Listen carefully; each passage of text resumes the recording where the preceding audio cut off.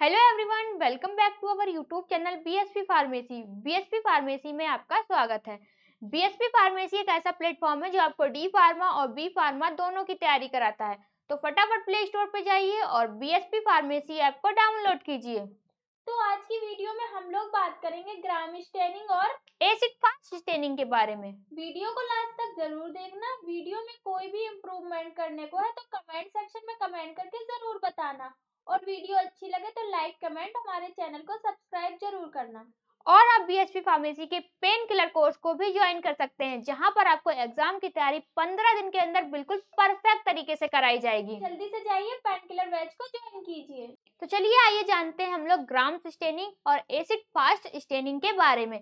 Part first में हम लोग ने बात की थी स्टेनिंग क्या होता है, टाइप ऑफ स्टेनिंग और सिंपल स्टेनिंग के बारे में। पार्ट फर्स्ट आपको वीडियो में लास्ट में देखने को मिल जाएगा, तो वीडियो को लास्ट तक जरूर देखना। तो बताइए डिफरेंशियल स्टेनिंग क्या होता है। डिफरेंशियल स्टेनिंग की बात करें तो in this technique two or more dyes are used that give different to colour to different bacteria. जैसे कि आपकी जो डिफरेंशियल स्टेनिंग है वो भी आपकी क्या है, एक टेक्निक है। सिंपल स्टेनिंग में क्या कर रहे थे, जो भी आपका बैक्टीरिया था, माइक्रो ऑर्गेनिम्स था, सेल वॉल थी, उसको देखने के लिए हम लोग क्या कर रहे थे, एक टाइप की डाई का यूज कर रहे थे और जितने भी बैक्टीरिया थे आपके एक कलर के हो जा रहे थे। पर डिफरेंशियल स्टेनिंग में क्या होता है, इसमें हम बैक्टीरिया, वायरस या सेल वॉल को देखने के लिए दो या दो से ज्यादा टाइप की डाई का यूज करते हैं, और जो भी आपके डिफरेंट बैक्टीरिया होते हैं वो दो कलर में हो जाते हैं। ये आपकी डिफरेंशियल स्टेनिंग होती है। डिफरेंशियल स्टेनिंग कितने टाइप की होती है। डिफरेंशियल स्टेनिंग जो आपकी होती है वो दो टाइप की होती है, ग्राम स्टेनिंग और सेकंड है आपकी एसिड फास्ट स्टेनिंग। ये दो टाइप की आपकी डिफरेंशियल स्टेनिंग होती है।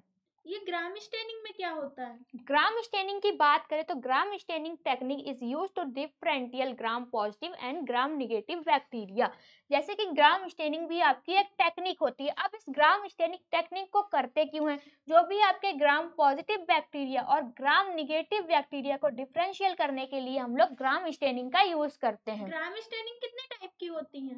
ग्राम स्टेनिंग के टाइप की बात करें तो ये आपकी दो टाइप की होती है, एक होती है ग्राम पॉजिटिव बैक्टीरिया और दूसरे होते हैं आपके ग्राम निगेटिव बैक्टीरिया। तो जो आपकी ग्राम स्टेनिंग होती है वो दो टाइप की होती है, ग्राम पॉजिटिव और ग्राम निगेटिव। और एक इम्पोर्टेंट नोट की बात करें जो आपके एमसीक्यू में पूछा जाता है, this technique is developed by Hans Christian ग्राम 1884। जो आपकी ये टेक्निक थी वो किसने दी थी, किसने डेवलप की थी, हैंस क्रिश्चियन ग्राम ने की थी, और जो कब की थी, 1884 में की थी। तो ये जो आपका क्वेश्चन है वो एमसीक्यू में कभी कभार आपको देखने को मिल जाता है। ग्राम पॉजिटिव बैक्टीरिया क्या होते हैं। ग्राम पॉजिटिव बैक्टीरिया की बात करें तो they have thick cell wall of peptidoglycan. जैसे कि ये आपके क्या है, ग्राम पॉजिटिव बैक्टीरिया है, तो इनकी जो सेल वॉल होती है वो क्या होती है, बहुत ही ज्यादा मोटी होती है। किसकी बनी होती है, पेप्टिडोग्लाइकॉल की बनी होती है। नेगेटिव बैक्टीरिया क्या होते हैं। ग्राम नेगेटिव बैक्टीरिया की बात करें तो they have thin cell wall of peptidoglycan but also contain phospholipid outer membrane. अब जैसे कि हमने बात की, जो आपके ग्राम पॉजिटिव बैक्टीरिया थे उनकी जो सेल वॉल थी काफी मोटी थी। इस टाइप से क्या है, ग्राम पॉजिटिव बैक्टीरिया की सेल वॉल होती है बहुत ही ज्यादा मोटी होती है। अब ग्राम निगेटिव बैक्टीरिया की बात करें तो इनकी सेल वॉल बहुत ही ज्यादा थिन, मतलब कि पतली होती है। लेयर होती है वो कौन सी होती है, वो आपकी फॉस्फोलिपिड आउटर मेम्ब्रेन होती है, जो कि आपकी ग्राम निगेटिव बैक्टीरिया में एक्स्ट्रा होती है और ग्राम पॉजिटिव में नहीं होती है। ग्राम स्टेनिंग का प्रोसीजर क्या है। ग्राम स्टेनिंग के प्रोसीजर की बात करें तो सबसे पहले क्या करना है, आपको स्मेयर प्रिपरेशन करनी है। ये कैसे करनी है। जैसे कि आप लोग ने सिंपल स्टेनिंग में की थी। सिंपल स्टेनिंग में कैसे की थी, take a clear glass slide. एक आपको इस टाइप की क्या है, क्लियर ग्लास स्लाइड लेनी थी। ग्लास स्लाइड लेने के बाद आपने क्या किया, using a sterile inoculating loop pick a small amount of bacterial cultured and placed in on the slide. जो आपका ये कल्चर मीडिया था, कल्चर मीडिया से आपने क्या किया, इनकुलेटिंग लूप से थोड़ा सा सैंपल लिया। सैंपल लेने के बाद आपने क्या किया, जो आपने क्लियर स्लाइड ली उस पे उस सैंपल को रख दिया और क्या कर दिया, स्प्रिट कर दिया। स्प्रिट करने के बाद उस सैंपल को एयर में ड्राई होने के लिए छोड़ दिया। अब जो वो आपका जो भी आपका सैंपल था वो ड्राई हो गया। ड्राई होने के बाद किया क्या आपने, heat fix the smear by passing it heat quickly through a flame minutes. फिर उसके बाद आपने क्या किया था, ये आपका बंसल बर्नर था। बंसल बर्नर से आपने क्या किया, जो भी सैंपल लिया स्लाइड को हल्का सा इस टाइप से किया, मतलब कि आपको पूरा हीट नहीं करना है, हल्का हल्का 2 मिनट तक हीट देना है। उसके बाद अब आपको क्या करना है, सबसे पहले आपको क्या करना है, जो भी आपने सैंपल लिया था उसे ड्राई किया, उसके बाद उसमें क्या किया, हीट किया। उसके बाद आपको उसी सैंपल में क्रिस्टल वॉयलेट डाई मिलानी है। क्रिस्टल वॉयलेट जैसे ही आप डाई मिलाएंगे, उसमें जितने भी आपके बैक्टीरिया होंगे वो कैसे हो जाएंगे, ब्लू या फिर ब्लूइश पर्पल कलर के हो जाएंगे। उसके बाद आपको क्या करना है, उसमें 0.5 ml या फिर 1 ml आपको पोटेशियम आयोडाइड सॉल्यूशन मिलाना है। अब उसके बाद आपको क्या करना है, stain will be fix by formulation of complex between potassium iodide and crystal violet. जैसे ही आप 0.5 ml या फिर 1 ml पोटेशियम आयोडाइड का सॉल्यूशन मिलाएंगे, जो भी आपकी फॉर्मुलेशन होगी वो क्या होगी, फिक्स हो जाएगी, कॉम्प्लेक्स हो जाएगी, मतलब कि खूब अच्छा सा कॉम्प्लेक्स बॉन्ड बना लेगी। अब destaining is done with water and alcohol. अब जो आपकी स्लाइड है उसको क्या करना है, वाटर या अल्कोहल से क्या करना है, धुल देना है।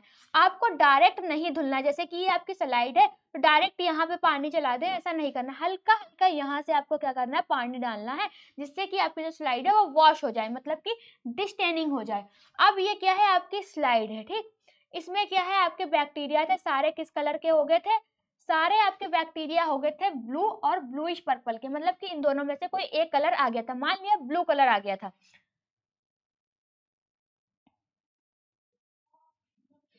मान लिया ये सारे, जैसे कि हमने जैसे ही क्रिस्टल वॉयलेट डाई मिलाई थी, सारे बैक्टीरिया आपके किस कलर के हो गए थे, ब्लू कलर के हो गए थे।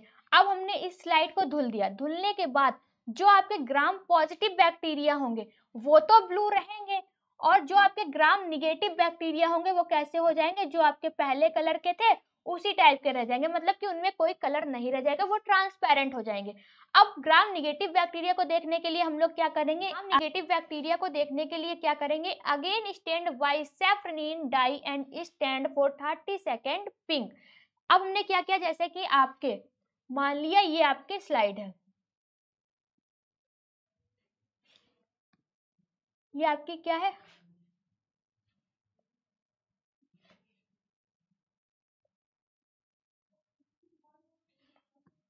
मान लिया ये आपकी स्लाइड है, इसमें बैक्टीरिया है, तो जो आपके ग्राम पॉजिटिव बैक्टीरिया है वो किस कलर के हो गए थे, ब्लू कलर के।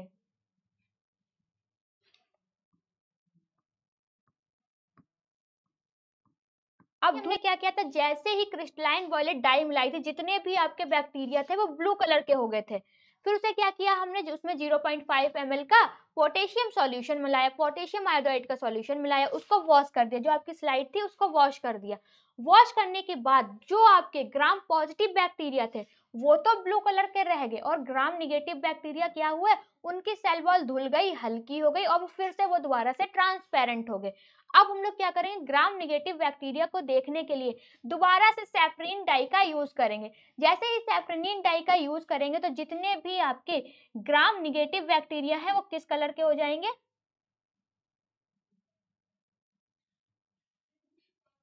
वो सारे आपके पिंक कलर के हो जाएंगे।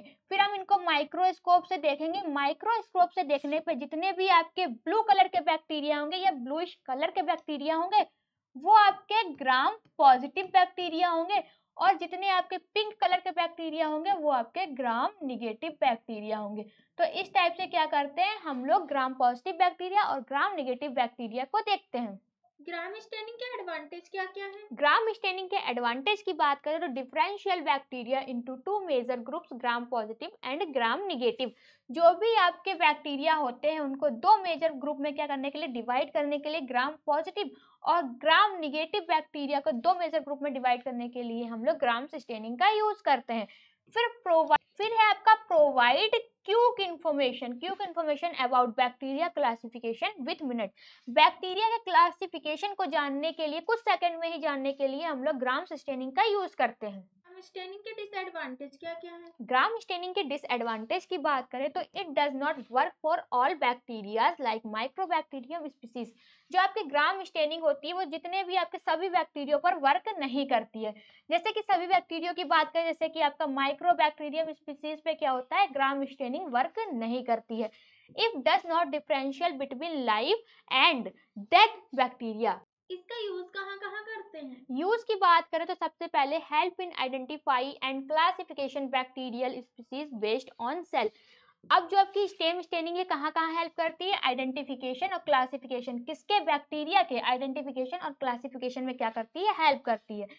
Assistant in studying bacterial physiology and pathogenesis, ये आपके क्या है, एप्लीकेशन है।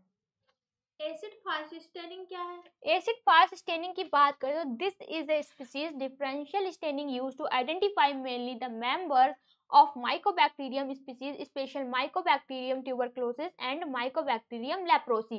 जो आपकी एसिड फास्ट स्टेनिंग होती है उसका यूज क्यों करते हैं, सबसे पहले ये जान लेते हैं कौन सा बैक्टीरिया एसिड फास्ट है और कौन सा बैक्टीरिया नॉन एसिड फास्ट है। तो ये जानने के लिए हम लोग एसिड फास्ट स्टेनिंग का यूज करते हैं। तो this is species differential staining used to identify mainly the membrane of mycobacterium species, mycobacterium tuberculosis and mycobacterium leprosy। जैसे कि आपका mycobacterium leprosy जो बैक्टीरिया क्या है, लेप्रोसी को कॉज करता है, या mycobacterium tuberculosis जो बैक्टीरिया टीबी को कॉज करता है, इनको जानने के लिए हम लोग एसिड फास्ट स्टेनिंग का यूज करते हैं।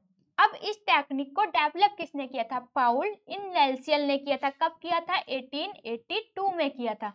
कुछ दिन बाद इस टेक्निक को दो साइंटिस्ट ने क्या किया, मॉडिफाई कर दिया। अब वो दो साइंटिस्ट कौन थे जिन्होंने इस टेक्निक को मॉडिफाई किया, वो दो साइंटिस्ट थे आपके, एक जेल और दूसरा नेल्सन। जेल नेल्सन ने इस टेक्निक को मॉडिफाई कर दिया, तब से इस टेक्निक को एसिड फास्ट स्टेनिंग को किस नाम से जानते हैं, आपके जेल नेल्सन स्टेनिंग के नाम से भी जानते हैं। कभी कभार आपकी जेल नेल्सन स्टेनिंग के नाम से भी एग्जाम में क्वेश्चन आ जाता है। एसिड फास्ट स्टेनिंग का प्रोसीजर क्या है?